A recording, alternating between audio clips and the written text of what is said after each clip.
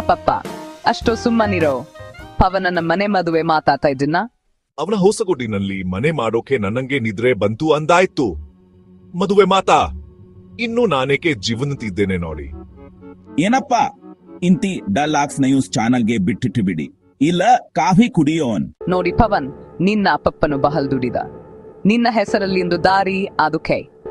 ನಾನು ಹಂಗೆ ಹತ್ತೆ ಬಟ್ಟೆ ತೊಟ್ಟು ಕೆಲಸ ಮಾಡಿದ್ರೆ ಪವನ ಒಂದು ದಿನ ಡಾಕ್ಟರ್ ಆಗ್ತಾನೆ ಅಂದ ಭಾವನೆ ಇತ್ತು.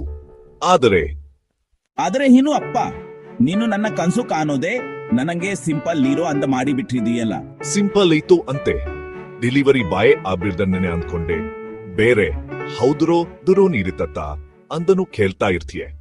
ಹೇಗಪ್ಪ ಪವನನ್ ಡ್ರೋನ್ ಸಾಗಾಣಿಕೆ ಮಾಡ್ತಾನ? ಅಕ್ಕ, ನಾನು ಡ್ರೋನ್ ಆಪರೇಟರ್ ಆಲ್ ಅಕ್ಕ.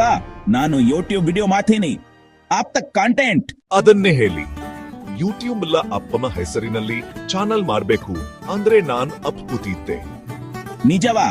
ಅಪ್ಪನ ಹೆಸರಿನ ಶಕ್ತಿ ನೋಡ್ರಿ, ಯೂಟ್ಯೂಬ್ ಟೀಮ್ ಫೇಮಸ್ ಆಗಬಹುದು. ಅಪ್ಪ ನಿನ್ನ ಹೆಸರೇನು? ಶಕ್ತಿ. ನೋಡು ಅಕ್ಕ, ರಾಮ್ ಶಕ್ತಿ ಸ್ಟುಡಿಯೋಸ್ ಶುರು ಮಾಡೋಣ ಅಂತ ಅಂತಾರೆ. ನಮ್ಮಮ್ಮ ಶಕ್ತಿ ಅಲ್ಲೆಲ್ಲೂ ಫಫರಿಸರಿ ಅಂದ್ರೆ ಜಿನ್ನು ಪ್ರಯತ್ನ ಮಾಡ್ಬೇಕು. ಪವನ್ ಅಪ್ಪ, ನಿನ್ನ ಪ್ರತಿ ಶಕ್ತಿ ನಾನಿನ್ನು ಮಾಡ್ತೀನಿ ನೋಡುತ್ತಿರು. ಅಲ್ಲ ನಗುತ್ತಾ ಚಪ್ಪಾಲೆ ಹಾಕುತ್ತಾರೆ.